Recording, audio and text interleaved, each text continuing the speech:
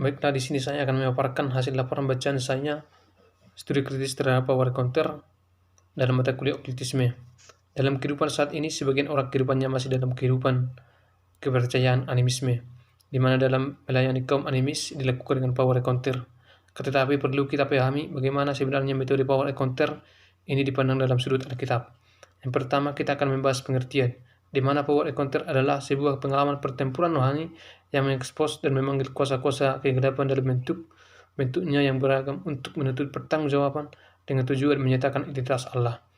Baru selanjutnya, jika dilihat dalam pemahaman Ed Murphy, di mana power counter ini sering disamakan dengan peperangan rohani, pengusiran setan, bahkan juga dikatakan sebagai penginjilan. Dalam perkembangannya, di mana power counter ini semakin lebih berani dan agresif, di mana hal itu didukung dengan banyaknya para penginjil yang mempraktikkan ini dalam pelayanannya. Baru selanjutnya, ada beberapa hal yang perlu diperhatikan dalam pelaksanaan power counter ini, yaitu di mana power counter ini lebih acu kepada kuasa supranatural yang bersifat ofensif dan lebih bersifat menyerang. Kedua, lebih bersifat empiris. Ketiga, memunculkan kerancuan pemahaman dalam praktik yang dilakukan.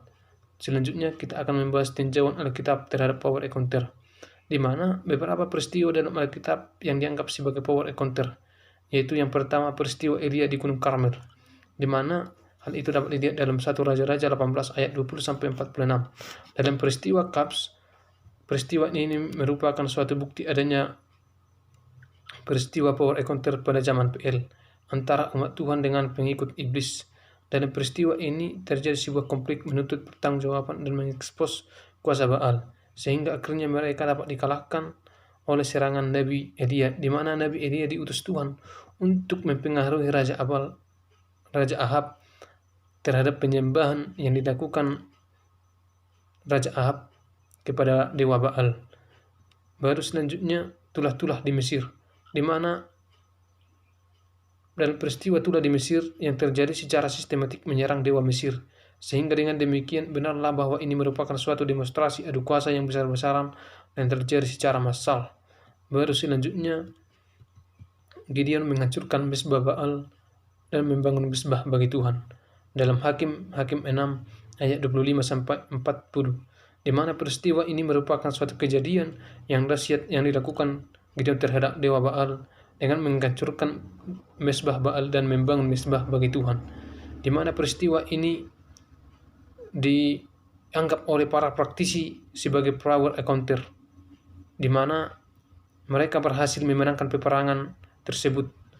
Baru selanjutnya, Yesus mengusir roh jahat, di mana dalam Markus 5 ayat 1-20, di mana peristiwa ini Yesus dianggap melakukan peperangan secara ofensif dengan kuasa legion.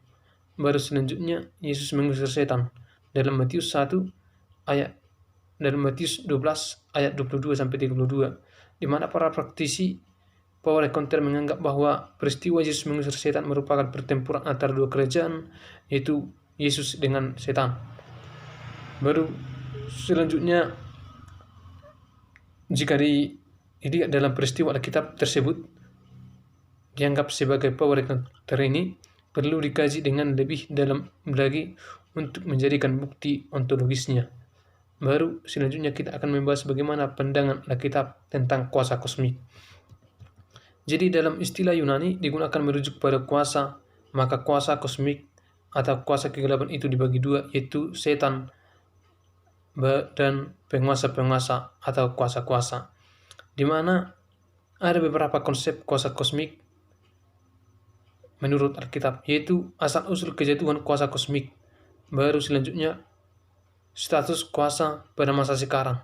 Baru selanjutnya, natur kuasa, baru macam-macam kuasa, dan akhir dan kuasa, di mana ada beberapa bentuk kuasa kosmik dalam rupa-rupa bentuk, sehingga dibutuhkan hikmat untuk membedakannya, sehingga setiap pelayanan haruslah dekat dengan Tuhan atau mempunyai relasi yang baik dengan Tuhan.